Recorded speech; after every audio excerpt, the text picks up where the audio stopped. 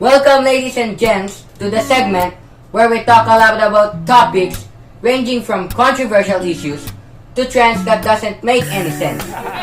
I'm your host, Mikael, and welcome to the Tonight Show with Mikael Assis.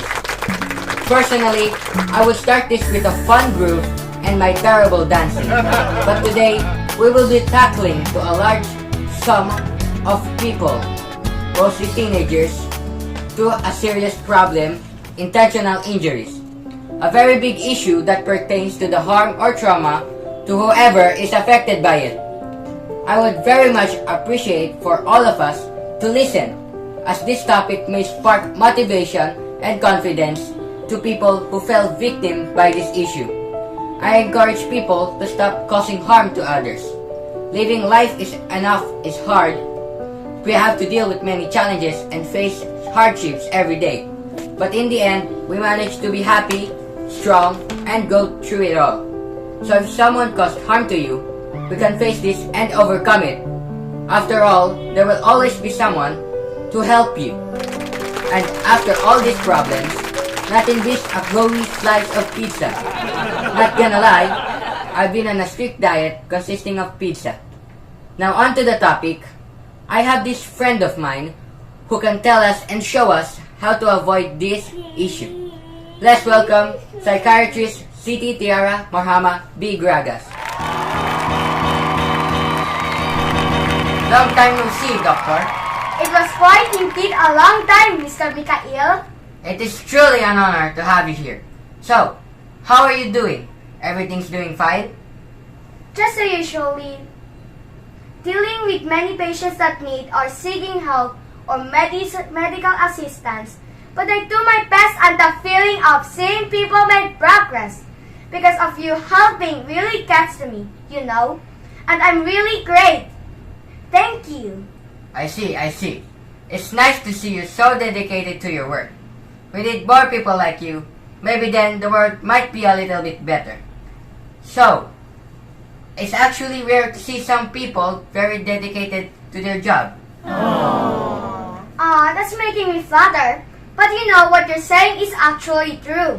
I saw a lot of people that doesn't actually care of what they're supposed to do.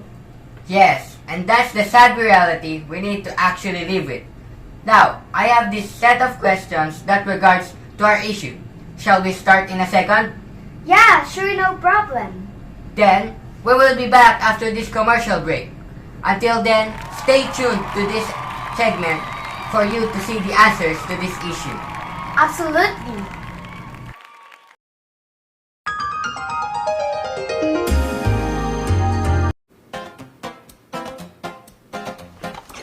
Hello, I'm Doc Internet.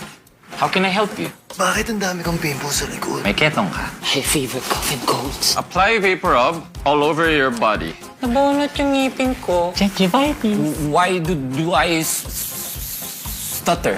Di ka breastfed. Bakit po yung ihi ko color yellow? You have gonorrhea. Uminom ng buko juice with 2 tablespoons of powder detergent. Sakit ang bato ko. Mataas ang cholesterol mo. Sore throat. Throat cancer. Dahil mo kaya nga. Lung cancer.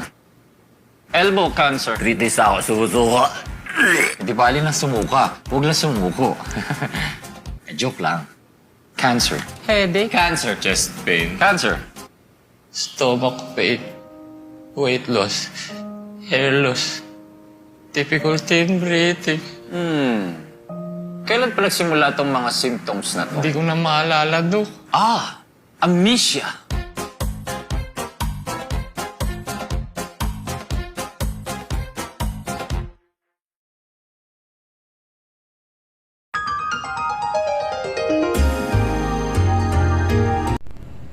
Welcome back to the Tonight Show with Mikael Assis, where we talk about one of the controversial issues, intentional injuries. We have here is our psychiatrist, Dr. Siti Tiara, who will be answering questions regarding to this issue. Now, shall we continue and go on? Absolutely. Let's get on with the basics first. What is intentional injuries? Before we go on how to prevent it, our fellow audience should at least know what it is. Intentional injuries are injuries that occur with the intent to harm oneself or others, Such examples of this are domestic violence, bias-related violence, homicide, and even suicide.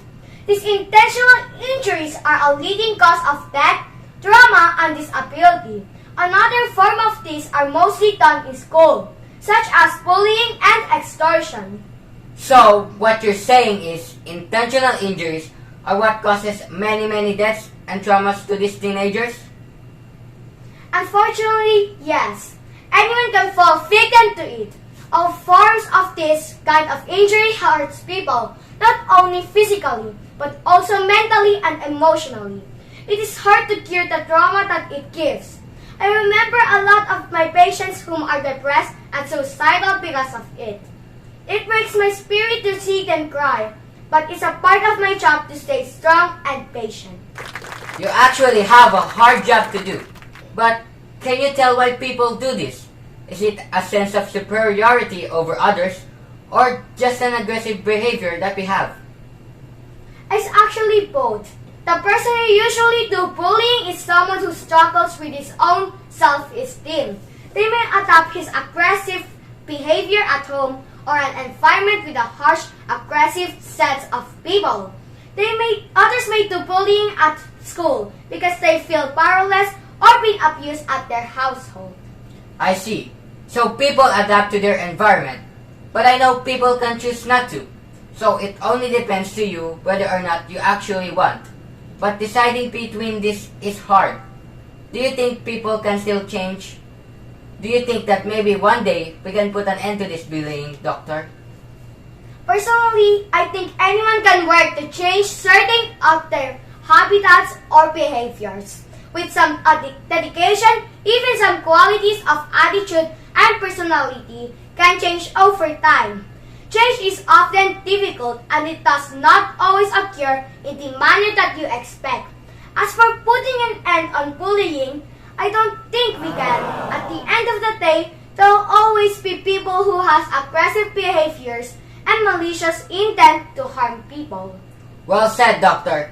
Now, for the last and final questions. How can we prevent or avoid this kind of injuries? Do you have any advice to people who are affected by it?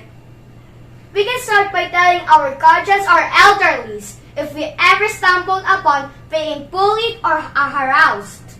No matter what the reason is, they have no rights to harm you. Do not tolerate or give way to someone else's bullying.